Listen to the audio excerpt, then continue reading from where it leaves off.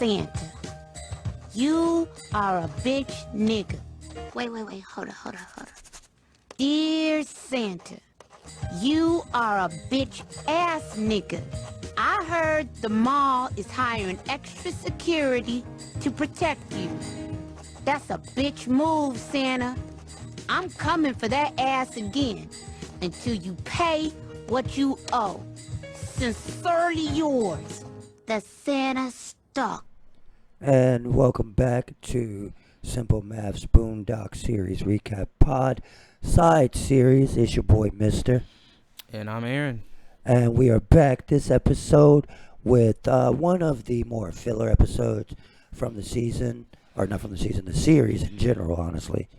That season 1 episode, a Huey Freeman Christmas. And now to start off this discussion, Aaron, at what age did you stop believing in Santa? Like, at what age did you know Santa wasn't real? Honestly, I kind of knew young. I was probably I wasn't any older than 10. Yeah, shit. If that, and that's probably, and I probably knew before then, because like, once I got like old enough to like stay up, I was like, obvious. Oh yeah, ain't no way. Wait, hold on. You're gonna let a complete stranger just pulls out the chimney. And the reason why I know it, cause like we have a chimney, but it's not active. So it's like I know, okay, he's not really coming down the chimney. We have a gas fireplace. How's he coming down the chimney? when I was a kid, we lived on a military base because we were a military family. And those houses didn't have no fucking chimneys. And that was my first thing. Cause I didn't think Santa was real. At the very latest, about 3rd grade. Yeah. Like 3rd grade might have been the you know what I'm saying? Yeah. Once you pass 2nd grade, you should have been put 2 to 2 together. Only that too, and only because I was you know what I'm saying. There was no way that literally my parents would ask me what I wanted for career. Like that would make no sense. Like if Santa was real, why would he have to ask me? Yeah. But you lied to us all these years. Exactly. What is this? This is ridiculous. But nah. Shit. Riley still believes in Santa. Yeah. No.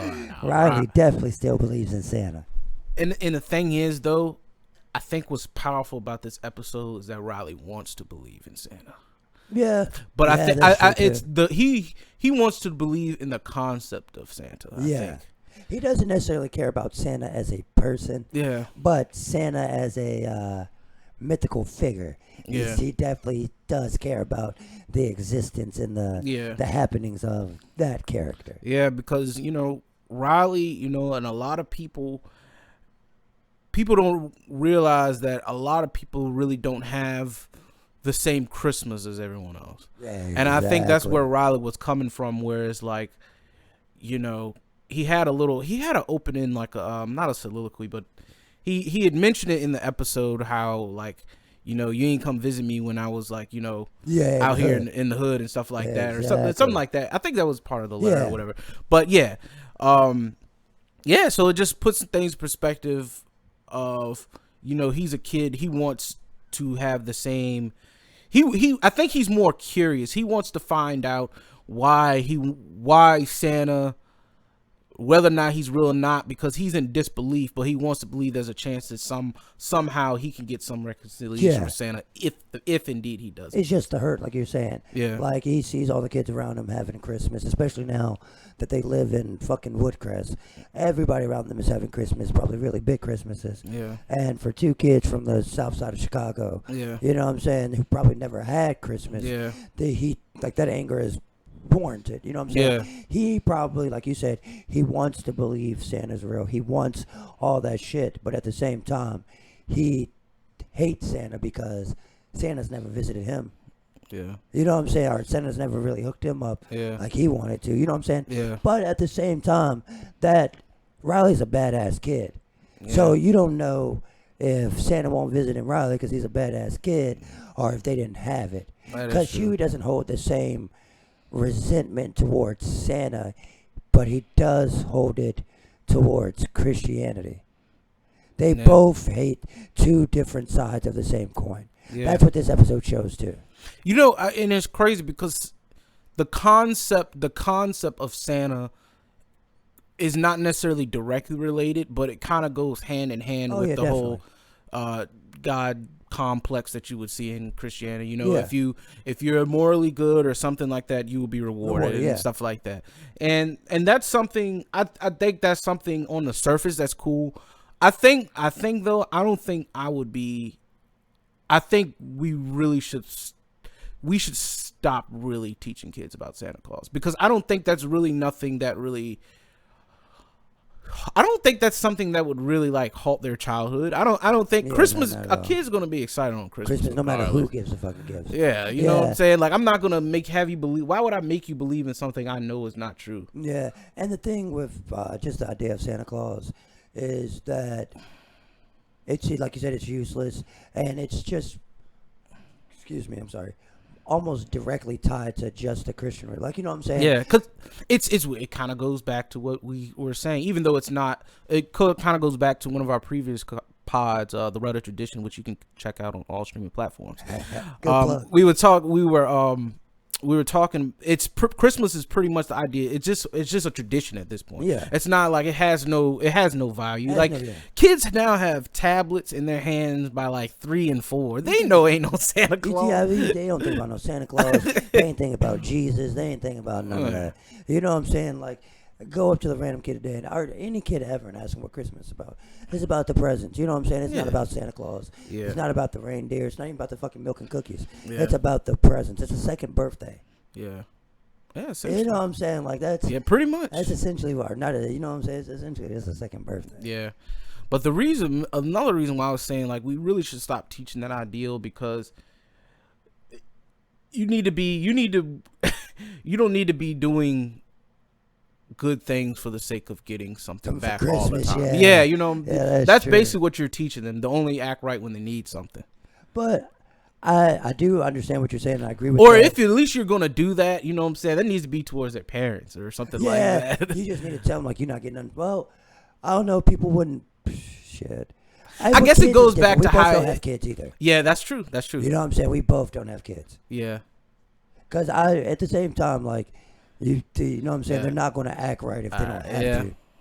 I'll give my son 5 or 6 years, or daughter 5 or 6. I'll give you 5 years. I'll give you first grade. I'll give you that. About first, second grade. After that, we gonna knock this out. Hey, you know that ain't real, right? Look, you got 20 things on this list. We got bills. You get 3 things. Shit, yo. Damn, son, he said 3 things. All right, I'm not gonna do it like that, but golly. I'm playing. Nah, I do feel the sentiment though.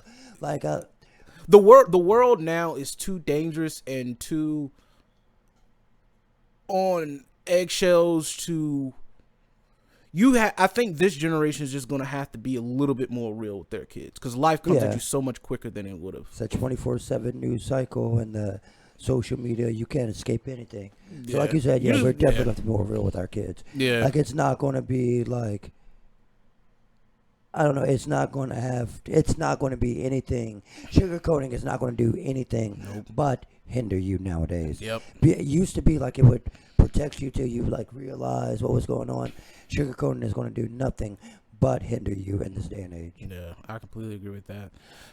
But the general idea of the episode is that, I guess, the history teacher, one of his teachers at the school, lets Huey do the Christmas play. Mm-hmm. But it's not a Christmas play. It's a Kwanzaa play. It's Huey Freeman. You know what I'm saying? Yeah. And they're just so down for it because they see the brilliance, and it's just like you know what I'm saying? It's a Christmas. You know what I'm saying? How could this turn out bad? But Huey's vision for it is way more than I guess anybody could expect it, warranted, even thought about. His what he wants to depict is he wants to give the real Christmas, quote unquote, the real Christmas story, as far as like bringing more historically accurate depictions of like, you know what I'm saying, give the actual reality behind the holiday, or, you know, give some type of, you know, he wants to, like he said, he wants to put his vision out there as far as like what he thinks about the whole issue. And then, you know, of course, the school basically hijacks his idea, because obviously it's not, it goes against what the traditional or what the commonly accepted view of what Christmas is supposed to be. Like he ends up getting like Spike Lee and all this, like he just goes and they have to can it, and he already negotiated for all creative control, all that. So I guess this is kind of like a flashback, a throwback, or an allusion to kind of how when the white people say you can do whatever you want, when you finally start doing whatever you want, start finally asking for the resources to do it, they shut you down. You know what I'm saying? That's why our voices get shunned a lot, is because we are given the permission to do it, and we're promised the resources to accomplish our goals. They gonna micromanage. Yeah, exactly. Exactly. But as soon as we go to, get these resources, or as soon as we ask for the money, or you told me you were going to feed this much into my project, can I get more? You know what I'm saying? Yep. That's when the problems arise. And I feel like that was kind of the big overall thing for Huey's plot arc. Yeah. It's kind of like, we got some good ideas until you realize how much it's going to take to fabricate our ideas. Yeah.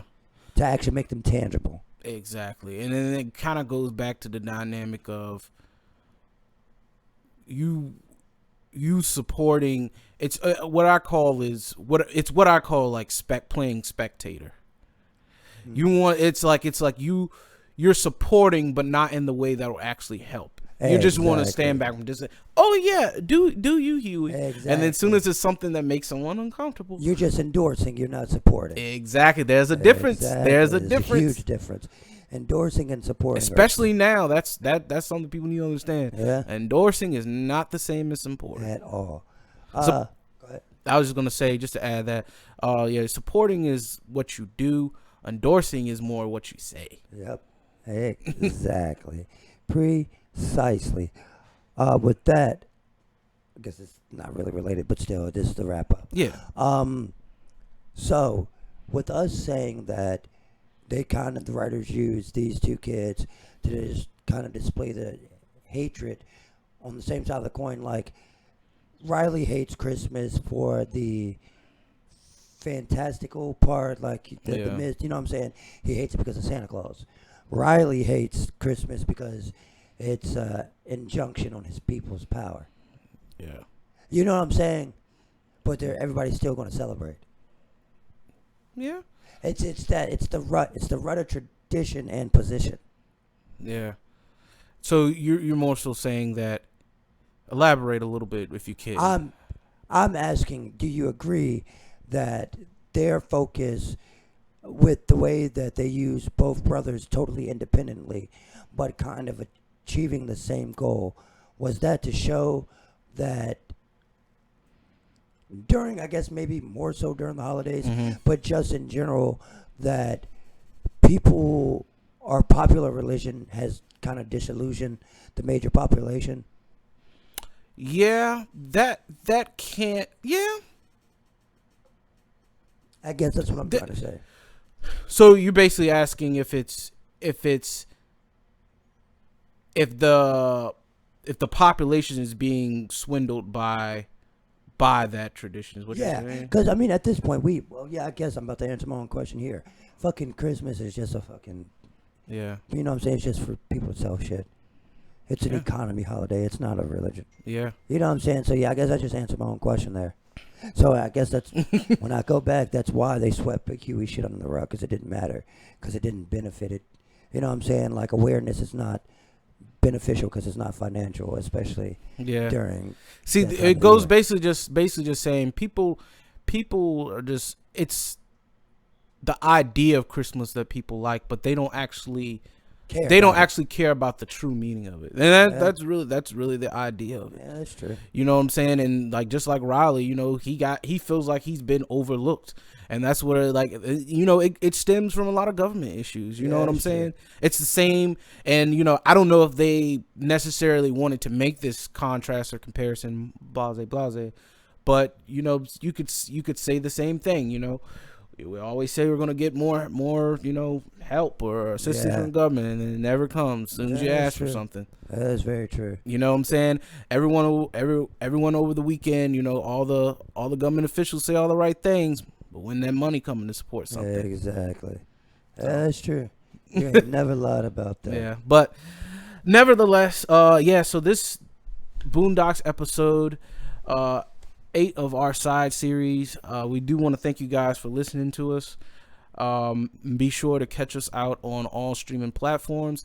Let us know what you think about today's episode, and keep in touch. Keep tuning in, guys. Appreciate the support.